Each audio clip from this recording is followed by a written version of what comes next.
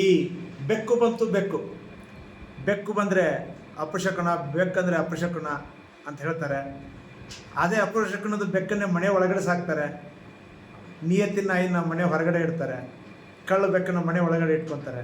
ಈ ಥರ ಎಲ್ಲ ಈ ಬೆಕ್ಕಿನ ಬಗ್ಗೆ ತುಂಬ ಕಥೆಗಳಿದ್ದಾವೆ, ಆಯಿತಾ. ಬೆಕ್ಕಂದ್ರೆ ಕಳ್ಳ ಅಂತ ಹೇಳ್ತಾರೆ. ಈ ರೀತಿ ಏನೇನೋ ಅದ್ರ ಬಗ್ಗೆ ಇರೋ ಒಂದು ಅಪವಾದಗಳು ಇದ್ದಾವೆ, ಒಂದು ಉಪಯೋಗಗಳಿದ್ದಾವೆ. ಮಾನವ ಈ ಬೆಕ್ಕನ್ನು ಸಾಕೋದೇ ಇಲಿಗಳನ್ನು ತಿನ್ನಲಿ, ತನ್ನ ಮನೇಲಿರ್ತಕ್ಕಂಥ ರೈತನ ಈ ದವಸ ಧಾನ್ಯಗಳನ್ನೆಲ್ಲ ಕಾಪಾಡಲಿ ಅಂತಕ್ಕಂಥ ಉದ್ದೇಶದ ಮೇಲೆ ಈ ಬೆಕ್ಕನ್ನು ಸಾಕುವಂಥ ಒಂದು ಪದ್ಧತಿ ನಮ್ಮ ಭಾರತ ದೇಶದಲ್ಲಿ ಬಂದಿದೆ. ಇದು ರೈತಾಪಿಗಳಿಂದ ಬಂದಂಥ ಒಂದು ಇದು. ಅದಕ್ಕೋಸ್ಕರ ಅದಕ್ಕೆ ಹಾಲು ಕೊಡ್ತಾರೆ, ಅದಕ್ಕೆ ತಿನ್ನೋದಕ್ಕೆ ಊಟ ಕೊಟ್ಟರೆ ಅದು ಮನೆಯಲ್ಲೇ ಇರುತ್ತೆ. ಅದರಿಂದ ಈ ಚಿಕ್ಕ ಪುಟ್ಟ ಇದು ಬಂದರೆ, ಚೇಳು, ಹಾವು ಆ ರೀತಿ ಬಂದರೂ ಕೂಡ ಅದು ಅದರಿಂದ ನಮಗೆ ಸಂರಕ್ಷಣೆ ಕೊಡ್ತಾ ಇತ್ತು, ಅದನ್ನು ಸಾಯಿಸ್ಬಿಟ್ಟು. ಇದು ಬೆಕ್ಕಿನಿಂದಾಗಿ ಆಗ್ತಕ್ಕಂಥ ಉಪಯೋಗ.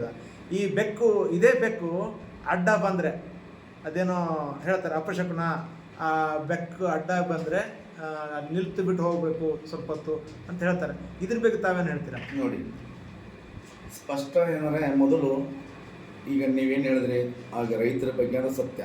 ಅದಕ್ಕಿಂತ ಸ್ವಲ್ಪ ಮುಂದೆ ಹೋಗಿ ನಾವು ವಿಚಾರ ಮಾಡಿದರೆ, ಬೆಕ್ಕಿರೋದು ನಾಡಲ್ಲೇ, ಕಾಡಲ್ಲಿ ಇರ್ಬೋದಿಲ್ಲ. ಬೆಕ್ಕಿರೋದು ನಾಡಲ್ಲೇ, ಕಾಡಲ್ಲಿ ಬೆಕ್ಕಿರುವುದಿಲ್ಲ. ಆ ನಾಡಲ್ಲಿದ್ದಾಗ ಹಿಂದೆ ನಮ್ಮಲ್ಲಿ ರಾಜ್ಯ ಆಳ್ವಿಕೆ ಇರ್ತಿತ್ತು. ರಾಜ್ಯ ಆಳ್ವಿಕೆ ಇದ್ದಾಗ ನಮ್ಮ ದೇಶವನ್ನು ಮೊಘಲರ ಆಳ್ವಿಕೆ ಆಗಿದ್ರು. ಆ ಮೊಘಲರ ಆಳ್ವಿಕೆ ಆದ ಸಮಯದಲ್ಲಿ ಈ ಅಕೌಂಟೆಂಟ್ ಆಫೀಸರ್ ಅಂತ ಹೇಳ್ಬಿಟ್ಟು ಬ್ರಾಹ್ಮಣರನ್ನು ಅವರು ಆಯ್ಕೆ ಮಾಡ್ಕೊಂಡಿರ್ತಿದ್ರು. ಅಲ್ಲಿ ರಾಜ್ಯದ ಮನೆತನದಲ್ಲಿ ಯಾವುದೇ ಕಾರಣಕ್ಕೂ ಅವರೇ ನಮ್ಮ ಊಟಕ್ಕೆ, ತಿಂಡಿಗೆ, ಮಲಗಕ್ಕ, ಮನೆಗೆ ಹೋಗಕ್ಕೆ ಅದಕ್ಕೆ ಸಮಯ ಕೊಡ್ತಿರ್ಲಿಲ್ಲ ರಾಜ್ಯ ಮನೆತನದವರು. ಯಾವಾಗಲೂ ಜೊತೆಗೆ ಇಟ್ಕೊಂಡಿರ್ತಿದ್ರು. ಸೊ ಆವಾಗ ಏನು ಮಾಡ್ತಿದ್ರು, ಈ ಬೀದರಿಂದ, ಬೆಂಗಳೂರಿಂದ ತುಮಕೂರಿಗೆ ಹೋಗ್ಬೇಕಾದ್ರೆ ಕಾಡು ಪ್ರದೇಶ. ಅವಾಗ ಬಸ್ಸು, ಲಾರಿ, ಜೀಬು, ವಾಹನಗಳು ಯಾವುದೂ ಇರಲಿಲ್ಲ. ಅವಾಗ ಕುದುರೆ, ಒಂಟೆ ಮತ್ತು ಎತ್ತಿನ ಗಾಡಿ ನಡ್ಕೊಂಡು ಹೋಗುವಂಥ ಪದ್ಧತಿ ಅವಾಗಿತ್ತು. ಆ ಪದ್ಧತಿ ಹೋಗುವ ಸಮಯ, ದಾರಿಯಲ್ಲಿ ಹೋಗೋ ಟೈಮಲ್ಲಿ ಈ ರಾಜನ ತುಮಕೂರಿಗೆ ಹೋಗುವ ದಾರಿಯಲ್ಲಿ ಈ ಬ್ರಾಹ್ಮಣರಂತಹ ಅಕೌಂಟೆಂಟ್ ಏನಿರ್ತೀರೋ ಅವರಿಗೆ ನಿದ್ದೆ ಮತ್ತು ಊಟದ ತುಂಬ ಹೊಸವಾಗಿರ್ತಿತ್ತು. ಅವಾಗ ರಾಜನಿಂದ ಹೋಗೋದು ಬಿಟ್ಟು ರಾಜ ಹೊಟ್ಟೆ ತುಂಬ ತಿಂದೆ ಮಲಗಿರ್ತಿದ್ದ. ಇವ್ರದ್ದು ಪ್ರಾಬ್ಲಮ್ ಇತ್ತು. ಇವ್ರು ಚಾಣಾಕ್ಷವಾಗಿದ್ದಾಗ ಈ ಅಕೌಂಟೆಂಟ್ ಆಫೀಸರ್ ಏನು ಮಾಡ್ತಾನೆ, ಬೆಕ್ಕು ನೋಡಿದ ತಕ್ಷಣ ನಿಲ್ಲಿಸಿ ಅಂತ ಹೇಳ್ತಾನೆ. ಯಾಕೆ?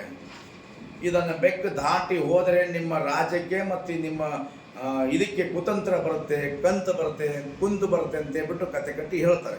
ಯಾಕೆ, ಏನಾಗತ್ತೆ ಅಂತಂದಾಗ, ಇಲ್ಲ ನಾವು ನಿಂತ್ಕೊಂಡು ಹೋಗ್ಬೇಕು ಅಂತ ಹೇಳ್ಬಿಡ್ತಾರೆ. ನಿಂತ್ಕೊಂಡು ಹೋಗ್ಬೇಕು ಯಾಕೆ ಹೇಳ್ತಂದ್ರೆ, ಅಲ್ಲಿ ನಿಂತಾಗ ಅವರಿಗೆ ಮಲಗಕ್ಕೆ ಸಮಯ ಸಿಗುತ್ತೆ. ಮತ್ತು ಬೆಕ್ಕು ಊರಲ್ಲೇ ಇರುತ್ತೆ. ಬೆಕ್ಕು ನೋಡಿದ ತಕ್ಷಣ, ಓ ಇಲ್ಲೆಲ್ಲ ಊರಿದೆ, ಊರಲ್ಲಿ ಊಟ ಸಿಗುತ್ತೆ, ನೀರು ಸಿಗುತ್ತೆ ಅಂತ ಹೇಳ್ಬಿಟ್ಟು ಏನು ಮಾಡ್ತಾರೆ, ನಿಲ್ಲಿಸ್ಬಿಟ್ಟು ಎರಡು ಜನ ಸಿಪಾಯಿಗಳಿಗೆ ಕರೆದುಬಿಟ್ಟು ಹೇಳ್ತಾನೆ, ಮುಂದೆ ಒಂದು ಊರು ಕಾಣುತ್ತೆ, ರಾಜರು ಭಿನ್ನಕ್ಕೆ ಬರ್ತಾ ಇದ್ದಾರೆ ಅಂತ ಹೇಳ್ಬಿಟ್ಟು ಹೋಗಿ ನೀವು ಭಿನ್ನಕ್ಕೆ ಆರ್ಡರ್ ಕೊಟ್ಟು ಬಾ ಅಂತ ಆಜ್ಞೆ ಮಾಡಿರ್ತಾನೆ. ಆ ಆಜ್ಞೆ ಮಾಡ್ಬೇಕು ಇಬ್ಬರು ಸಿಪಾಯಿಗಳು ಹೋಗಿ ಆ ಊರಿಗೆ ಹೋಗಿ, ರಾಜರ ಥರ ಬರ್ತಾರೆ ಭಿನ್ನಕ್ಕೆ ನಿಮ್ಮ ಮನೆಗೆ ಅಂತ ಹೇಳ್ಬಿಟ್ಟು ಇನ್ನೊಬ್ಬರು ರಾಜಮಂತ್ರಿಗೆ ಹೇಳಿ ಬರೋಷ್ಟರಲ್ಲಿ 2-3 ತಾಸು ಆಗ್ತಿತ್ತು. ಆ 2-3 ತಾಸು ಇವನಿಗೆ ನಿದ್ದೆ ಹೋಗ್ತಿತ್ತು ಇಲ್ಲಿ. ಆಮೇಲೆ ಇವನು ಅಲ್ಲಿ ಹೋದ್ಮೇಲೆ ಹೊಟ್ಟೆ ಹೊಸದಿರ್ತಾನೆ. ಭಿನ್ನಕ್ಕೆ ಹೋದಾಗ ಕೂಡ ಇವರು ಒಂದು ಅಕೌಂಟೆಂಟ್ ಆಫೀಸರು ಅಥವಾ ಮೇಲು ಜಾತಿಯವರು ಅಂತ ತಿಳ್ಕೊಂಡ್ಬಿಟ್ಟು ಅವರನ್ನೇ ಫಸ್ಟ್ ಊಟ ಕೊಟ್ಬಿಡ್ತಿದ್ರು.